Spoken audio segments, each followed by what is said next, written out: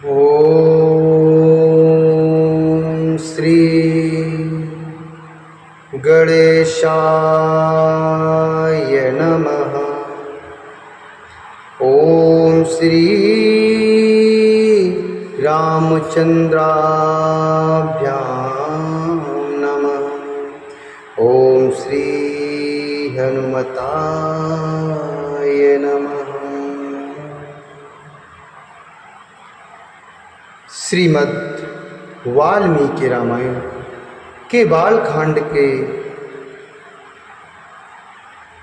श्रीमद् वाल्मीकि रामायण के बालकांड के सप्तम सर्ग अर्थात 7वें सर्ग में आज हम प्रवेश करेंगे और जिसमें वर्णन है राजमंत्रियों के गुण और नीति का वर्णन। इक्ष्वाक वंशी वीर महामना महाराज दशरथ के मंत्री जनोचित गुणों से संपन्न 8 मंत्री थे। तस्यामात्या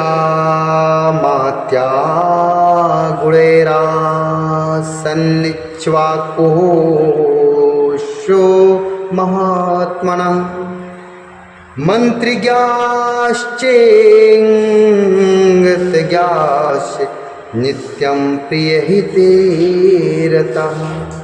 मंत्रिज्ञाश्चेङ्गतज्ञाश्च नित्यं प्रियहिते रतः। अष्टौ बभूवुर्वीरस्य तस्यामात्या यशस्विनः शुचेयश्चानुरक्ताश्च राजकृत्येषु नित्यशः। राजकृत्येषु नित्यशः। इक्ष्वाकवंशी वीर महामना महाराज दशरथ के मंत्री जनोचित गुणों से संपन्न 8 मंत्री थे जो मंत्र के तत्व को जानने वाले और बाहरी चेष्टा देखकर ही मन के भाव को समझ लेने वाले थे। वे सदा ही राजा के प्रिय एवं हित में लगे रहते थे, इसलिए उनका यश बहुत फैला हुआ था। वे सभी शुद्ध आचार विचार से युक्त थे और राजकीय कार्यों में निरंतर संलग्न रहते थे। उनके नाम इस प्रकार हैं: धृष्ट, जयंत, विजय, सुराष्ट्र, राष्ट्रवर्धन, अकोप, धर्मपाल और 8वें थे सुमंत जो अर्थशास्त्र के ज्ञाता थे। ऋषियों में श्रेष्ठतम वशिष्ठ और वामदेव ये 2 महर्षि राजा के माननीय ऋत्वजर्ता पुरोहित थे। इनके सिवा सुयज्ञ, जावाली, काश्यपी, गौतम, दीर्घायु, मार्कंडेय और विप्रवर कात्यायन भी महाराज के मंत्री थे। इन ब्रह्मऋषियों के साथ राजा के पूर्व परंपरागत ऋत्वज अर्थात पुरोहित भी सदा मंत्री का कार्य करते थे। वे सब के सब विद्वान होने के कारण विनयशील, सलज्ज, कार्यकुशल, जितेंद्रिय, श्री संपन्न, महात्मा, शस्त्र विद्या के ज्ञाता, सुदृढ़, पराक्रमी, यशस्वी, समस्त राज कार्यों में सावधान, राजा की आज्ञा के अनुसार कार्य करने वाले, तेजस्वी, क्षमाशील, कीर्तिमान तथा मुस्कुराकर बात करने वाले थे। वे कभी काम, क्रोध या स्वार्थ के वशीभूत होकर झूठ नहीं बोलते थे। अपने या शत्रु पक्ष के राजाओं की कोई भी बात उनसे छिपी नहीं रहती थी। दूसरे राजा क्या करते हैं, क्या कर चुके हैं और क्या करना चाहते हैं, ये सब बातें गुप्तचरों द्वारा उन्हें मालूम रहती थी। वे सभी व्यवहार कुशल थे। उनके सौहार्द की अनेक अवसरों पर परीक्षा ली जा चुकी थी। वे मौका पड़ने पर अपने पुत्र को भी उचित दंड देने में भी नहीं चूकते थे। कोष के संचय तथा चतुरंगी सेना के संग्रह में सदा लगे रहते थे। शत्रु ने भी यदि अपराध न किया हो तो वे उसकी हिंसा नहीं करते थे। शत्रु ने भी कोई अपराध अगर नहीं किया है तो उसकी वे हिंसा नहीं किया करते थे, उसको भी नहीं मारते थे। उन सब में सदा शौर्य एवं उत्साह भरा रहता था। वे राजनीति के अनुसार कार्य करते और अपने राज्य के भीतर रहने वाले सत्पुरुषों की सदा रक्षा करते थे। ब्राह्मणों और क्षत्रियों को कष्ट न पहुंचाकर न्यायोचित धन से राजा का खजाना भरते थे।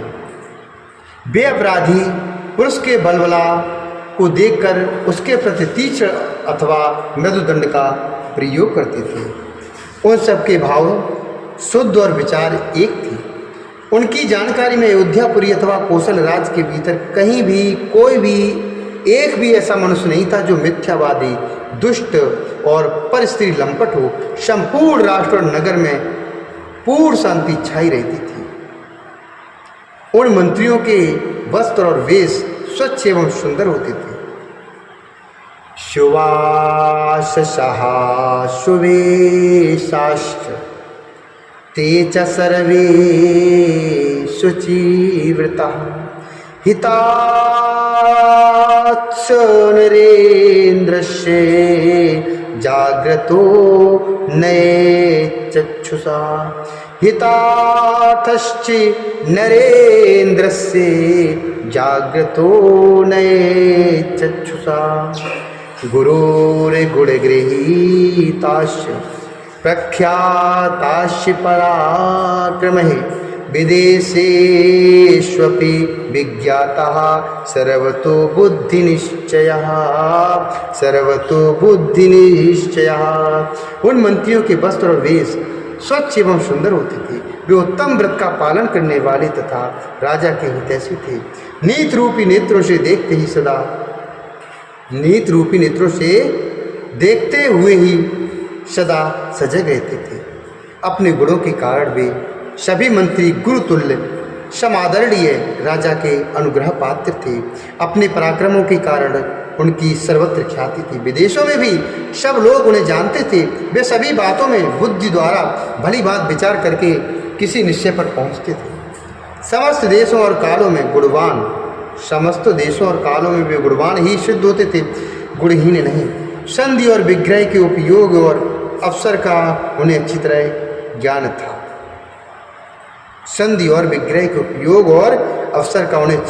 था। वे स्वभाव से ही संपत्तिशाली अर्थात दैवी संपत्ति से युक्त थे। उनमें राजकीय मंत्रणा को गुप्त रखने की पूर्ण शक्ति थी। वे सूक्ष्म विषय का विचार करने में कुशल थे। नीति शास्त्र में उनकी विशेष जानकारी थी तथा वे सदा ही प्रिय लगने वाली बात बोलते थे। ऐसे गुणवान मंत्रियों के साथ रहकर निष्पाप राजा दशरथ उस भूमंडल का शासन करते थे। वे गुप्तचरों के द्वारा अपने और शत्रु राज के वृतांतों पर दृष्टि रखते थे।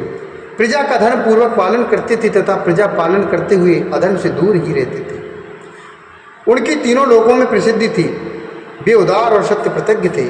पुरुष सिंह राजा दशरथ अयोध्या में ही रहकर इस पृथ्वी का शासन करते थे। उन्हें कभी अपने से बड़ा अथवा अपने समान भी कोई शत्रु नहीं मिला। उनके मित्रों की संख्या बहुत थी। सभी सामंत उनके चरणों में मस्तक झुकाते थे। उनके प्रताप से राज्य के सारे कंटक अर्थात शत्रु एवं चोर आदि नष्ट हो गए थे। जैसे देवराजेंद्र स्वर्ग में रहकर तीनों लोगों का पालन करते हैं, उसी प्रकार राजा दशरथ अयोध्या में रहकर संपूर्ण जगत का शासन करते थे। उनके मंत्री मंत्रणा को गुप्त रखने तथा राज्य के हित साधन में संलग्न थे। वे राजा के प्रति अनुरक्त, कार्यशील और शक्तिशाली थे। जैसे सूर्य अपनी तेजोमय किरणों के साथ उदित होकर प्रकाशित होते हैं, उसी प्रकार राजा दशरथ उन तेजस्वी मंत्रियों से घिरे रहकर बड़ी शोभा पाते थे।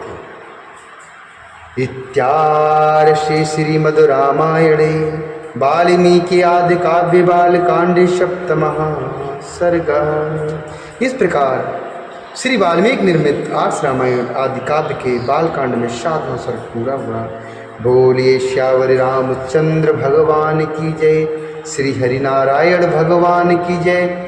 महर्षि वाल्मीकि भगवान की जय।